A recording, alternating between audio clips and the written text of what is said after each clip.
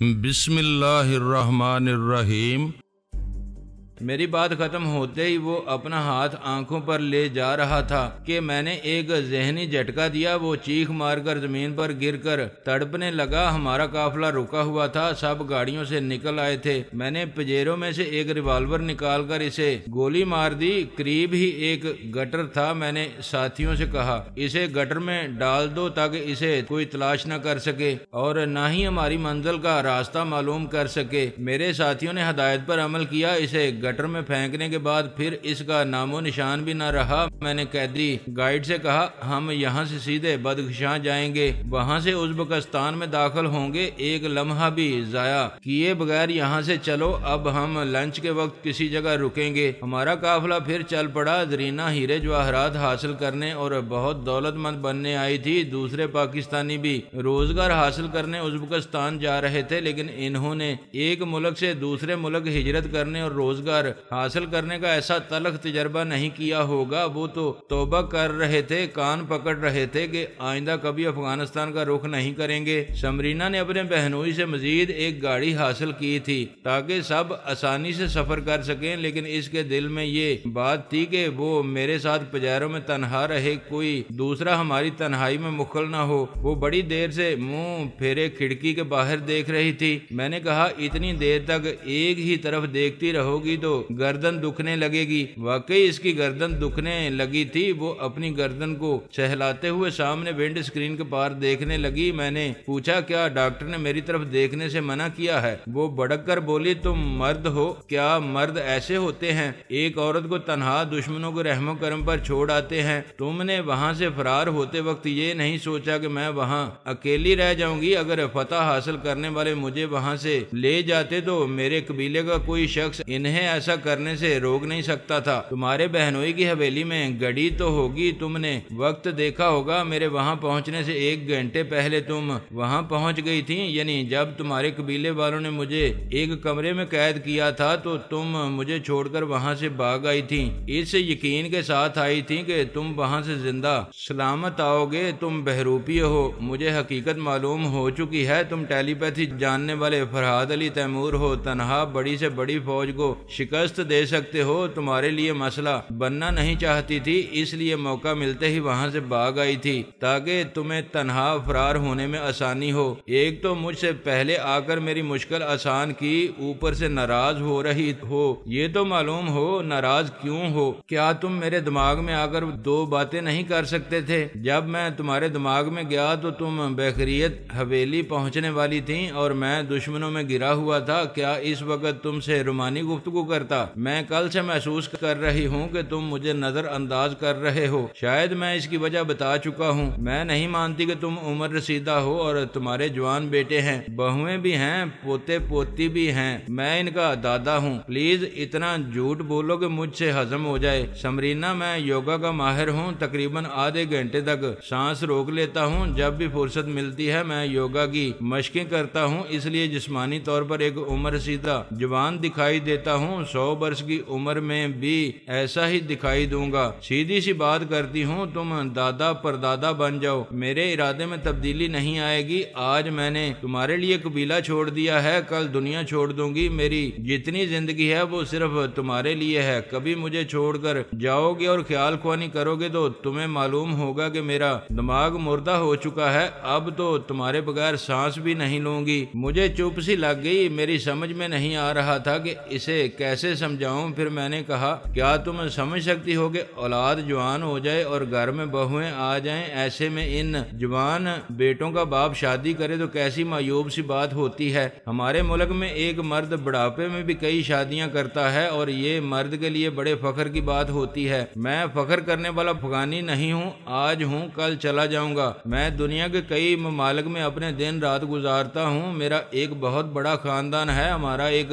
بہت بڑا اسلامی اسلامی ادارہ ہے جسے ہم بابا صاحب کا ادارہ کہتے ہیں، میں دنیا کے ایک سرے سے دوسرے سرے تک جانا پہچانا بھی جاتا ہوں، کیا تم سے شادی کر کے ساری دنیا میں تماشا بن جاؤں؟ وہ جواباً کچھ کہنا چاہتی تھی، اسی لمحے پرائی سوچ کی لہروں کو محسوس کرتے ہی میں نے سانس روک لی، اسے چپ رہنے کا اشارہ کرتے ہوئے کہا، کوئی میرے دماغ میں آ کر باتیں کرنا چاہتا ہے، جب تک میں تم سے نہ بولوں تم خاموش ہی رہنا۔ میں نے دوسری بار پرائی سوچ کی لہروں کو محسوس کیا۔ اس نے عاجزی سے کہا، حضور سانس نہ روکیں، میں آپ کا سیوک مہاراج ہوں۔ میں نے کہا، مہاراج سیوک نہیں ہوتے، وہ تو دوسروں سے سیوا کراتے ہیں، کام کی بات کرو۔ میں جانتا تھا کمانڈر کے اغوا کے بعد مجھ سے کسی طرح دماغی رابطہ کیا جائے گا، اب تو سپر پاور کے پاس سب کچھ ہوتے ہوئے ایک خیال خوانی کرنے والا بھی نہیں ہے، اس کے کام آنے کے لیے نیلما مہاراج اور تمہارا بھائی گرو دیو رہ گئے ہیں۔ آپ درست فرماتے ہیں، میں نے ان سے کہا تھا کہ وہ آپ سے دماغی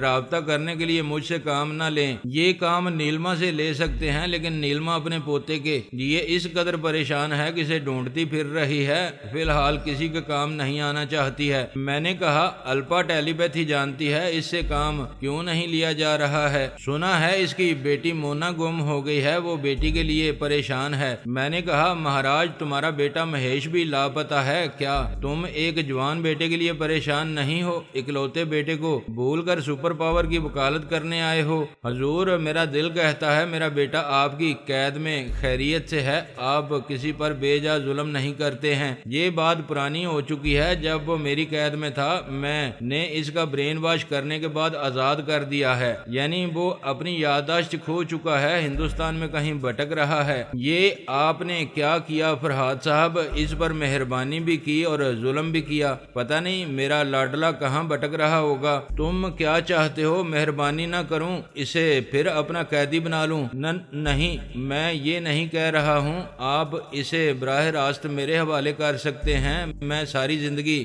آپ کی غلامی کرتا رہوں گا، مجھے غلام پالنے کا شوق نہیں ہے۔ پلیز آپ اتنا بتا دیں کہ اس کا برین واش کرنے کے بعد بھارت کے کس شہر میں چھوڑا تھا؟ تم سپر پاور کی طرف سے ان کے معاملات نپٹانے آئے ہو، ان کی بات کرو، بیٹے کی بات رہنے دو۔ جہنم میں گیا سپر پاور، مجھے اپنی آئندہ نسل کے لیے اپنے بیٹے کی سلامتی چاہیے، آپ صرف میرے بیٹے کی بات کریں، آپ کا یہ احسان میں کبھی نہیں بھولوں گا، میری آئندہ نسلیں بھی آپ کا احسان یاد رکھیں گی۔ مجھے تم پر ترس آ رہا ہے، تمہیں اپنے خدا اور رسول صلی اللہ علیہ وآلہ وسلم کا واسطہ مجھ پر ترس کھاتے رہو، پہلے سپر پاور کے پاس جا کر صاف صاف کہہ دو کہ تم اس کے اور میرے معاملات میں نہیں پڑو گے، کسی طرح کی پیغام رسانی بھی نہیں کرو گے، ان سے یہ کہہ کر 15 منٹ کے بعد آنا، تمہارا بیٹا تمہیں مل جائے گا۔ آپ کا میں جتنا بھی شکریہ ادا کروں کم ہے، میں ٹھیک 15 منٹ کے بعد آؤں گا۔ وہ چلا گیا، لیکن میں سوچ کی لہریں محسوس کر رہا تھا۔ میں نے کہا، گرودیو میں تم دونوں بھائیوں کی عادتیں جانتا ہوں، جب مہاراج مجھ سے گفتگو کرتا ہے تو تم چپ چاپ میرے خیالات پڑھنے کی ناکام کوششیں کرتے ہو، جاؤ بھاگ جاؤ یہاں سے۔ وہ فوراً ہی بھاگ گیا۔ میں نے سمرینا سے کہا، مجھ سے دماغی رابطہ کرنے والا 15 منٹ کے لیے گیا ہے، مجھے خیال خوانی کے دوران میں گاڑی ڈرائیو کرتے ہوئے پریشانی ہوتی ہے، میرا خیال ہے دوسری گاڑی سے اپنے کسی ساتھی کو بلا لیا جائے۔ ہرگز نہیں، گاڑی میں ڈرائیو کروں گی، یہاں کوئی تیسرا نہیں آئے گا۔ ہم نے چند سیکنڈ کے لیے گاڑی روک کر جگہ بدل لی، وہ ڈرائیو کرنے لگی، پھر اس نے پوچھا، دشمن اس کمانڈر کے بارے میں پوچھ رہا ہوگا، وہ بہت کچھ معلوم کرنے آیا تھا، لیکن میں نے دشمن کو خود اس کے معاملات میں الجھا دیا ہے۔ تم الجھانے کے ماہر ہو، یہ تو میں دیکھ رہی ہوں کہ تم نے مجھے کس طرح الجھا رکھا ہے۔ تم نے پھر اپنی بات شروع کر دی، جبکہ دیکھ رہی ہو میں طالبان اور ان کے پیچھے چھپی ہوئی طاقتوں سے نمٹنے میں مصروف ہوں، مجھے ذہنی یکسوئی اور تنہائی کی ضرورت ہے۔ صاف کہو، تنہائی چاہتے ہو میں چلی جاؤں؟ جب میں خیال خوانی کے ذریعے تمہارے قبیلے کے دشمنوں سے تنہا لڑ رہا تھا اور انہیں پسپا کیا تھا، تب تم میرے ساتھ تھیں، میری ایک اچھی ساتھی تھیں۔ عورت کو مرد کے لیے باعث رحمت ہونا چاہیے، زحمت نہیں بننا چاہیے۔ اس بار اس نے بحث نہیں کی، خاموش رہی۔ میں اگلی سیٹ سے پچھلی سیٹ پر آ کر لیٹ گیا، پچھلے تمام دن تمام رات جاگتا رہا، اب بھی سونے کا موقع نہیں مل رہا تھا۔ مہاراج 15 منٹ کے بعد آیا، اس نے کہا، حضور میں نے ان سے صاف صاف کہہ دیا ہے کہ آئندہ ان کے لیے خیال خوانی نہیں کروں گا، آپ میری باتوں کی سچائی جاننے کے لیے میرے دماغ میں آ سکتے ہیں، میں تمہاری تمہارے دماغ میں جانا ضروری نہیں سمجھتا؟ تم اکلوتے بیٹے کے لیے جھوٹ نہیں بولو گے۔ تمہارا بیٹا مہیش آدھے گھنٹے کے اندر ناگپور سنگترا مارکیٹ میں کہیں مل جائے گا۔ اب جاؤ۔ میں نے سانس روک لی، پھر خیال خوانی کے ذریعے بابا صاحب کے ادارے کے جاسوس سے کہا مہیش کو رہا کر کے 15 منٹ کے اندر اسے ناگپور سنگترا مارکیٹ پہنچا دو، میں آرام کرنے جا رہا ہوں۔ یہ کہہ کر میں نے آنکھیں بند کی، دماغ کو ضروری ہدایت دی، پھر گہری نیند میں ڈوبتا چلا گیا۔ معاملہ سنگین ہو گیا۔ بظاہر جو حالات تھے ان کے مطابق نتاشا اور نتالیہ نے اپنی دانش میں الپا کی بیٹی مونا کو حاصل کر لیا تھا، اور پورس نے ان بہنوں سے کہہ دیا تھا کہ الپا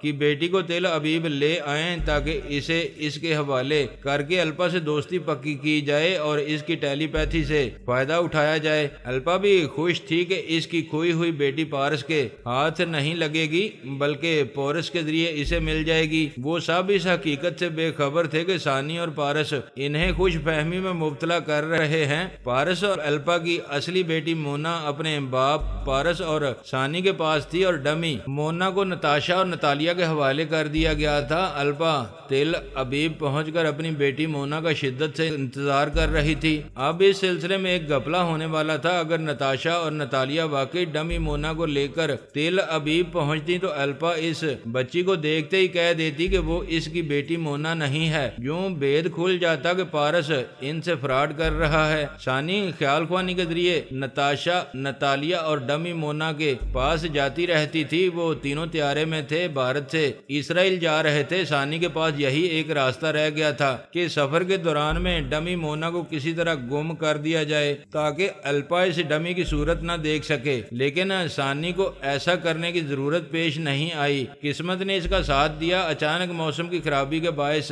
ہوائی جہاز کو اپنا روٹ بدل کر استنبول جانا پڑا۔ وہاں موسم کے بہتر ہونے تک کئی گھنٹے ٹھہرنا پڑا۔ سانی نے اس موقع سے فائدہ اٹھایا۔ وہ نتاشا کے دماغ پر قبضہ جما کر اسے ایک عیسائی مشینری میں لے گئی، پھر اس بچی کو لوارث قرار دے کر وہاں داخل کرا دیا۔ اس وقت نتالیہ شاپنگ کے لیے گئی ہوئی تھی۔ جب وہ واپس آئی تو نتاشا ایئرپورٹ کے ویٹنگ روم میں نہیں تھی۔ تھوڑی دیر بعد آئی۔ نتالیہ نے پوچھا سسٹر بچی کہاں ہے؟ سانی نے اس کے دماغ کو آزاد چھوڑ دیا تھا۔ وہ پریشان ہو کر بولی بچی تو یہیں تھی تمہارے پاس۔ کیسی بات کرتی ہو؟ میں تو شاپنگ کے لیے گئی تھی، اس وقت بچی تمہاری گود میں تھی۔ نتاشا نے سانی کی مرضی کے مطابق کہا ہاں یاد آیا، بچی سو رہی تھی، میں اسے یہاں لٹا کر ٹوائلٹ گئی تھی۔ بچی کو تنہا چھوڑ کر کیوں گئی تھی؟ کیا ضرورت کے وقت نہ جاتی؟ یہاں سینکڑوں مسافر ہیں، پھر یہاں ایک عورت بیٹھی ہوئی تھی، میں نے اس سے التجا کی تھی کہ وہ بچی کا خیال رکھے۔ دونوں بہنیں بچی کو تلاش کرنے لگیں۔ انتظامیہ کے ذریعے مائک سے اعلان کیا گیا کہ ویٹنگ روم سے ایک ننھی بچی کو اغوا کیا گیا ہے، یا کوئی غلطی سے اس بچی کو لے گیا ہے تو فوراً واپس لے آئے۔ نتاشا نے موبائل کے ذریعے پورس کو بچی کے بارے میں بتایا۔ وہ پریشان ہو کر بولا سسٹر ہمارا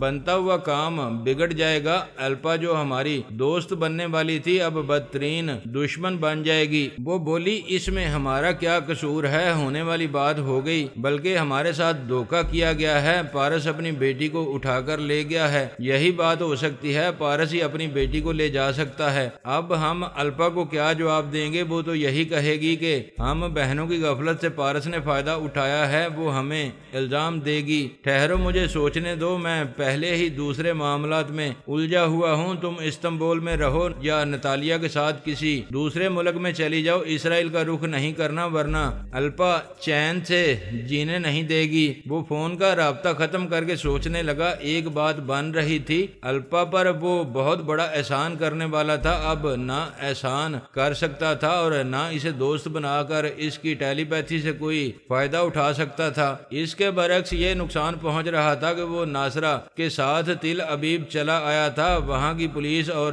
انٹیلیجنس والے اس زہریلی عورت کو تلاش کر رہے تھے جس نے اپنے زہر کے ذریعے اٹلی میں واردات کی تھی۔ وہاں اس کے زہر سے 2 آدمی مر چکے تھے۔ یہ معلوم کیا گیا تھا کہ وہ عورت ایک جوان کے ساتھ ممبئی جا رہی ہے۔ ممبئی کی پولیس کو اس زہریلی عورت کے سلسلے میں اطلاع دی گئی تھی۔ اگر نیلما اور پورس وہاں پہنچتے تو فوراً گرفتار کر لیے جاتے۔ سانی نے انہیں گرفتاری سے بچایا۔ وہ تمام مخالفین کے لیے نیلما بنی ہوئی تھی۔ اس نے پورس کو بھی یہی تاثر دیا کہ وہ نیلما ہے اور اسے بچانے کے لیے ممبئی جانے والے طیارے کو اغوا کر کر کے تل ابیب لے جا رہی ہے۔ اس طرح نیلما اور پورس تل ابیب پہنچ کر گرفتاری سے محفوظ رہے، لیکن اٹلی کی حکومت نے یہ اطلاع دی تھی کہ ہائی جیک کیے جانے والے طیارے کے ذریعے ایک زہریلی عورت اسرائیل پہنچ رہی ہے۔ یہ بات عوام کو معلوم ہوتی تو پورے ملک میں یہ دہشت پھیل جاتی کہ ایک زہریلی عورت کسی کے لیے بھی موت کا سبب بن سکتی ہے۔ اسرائیل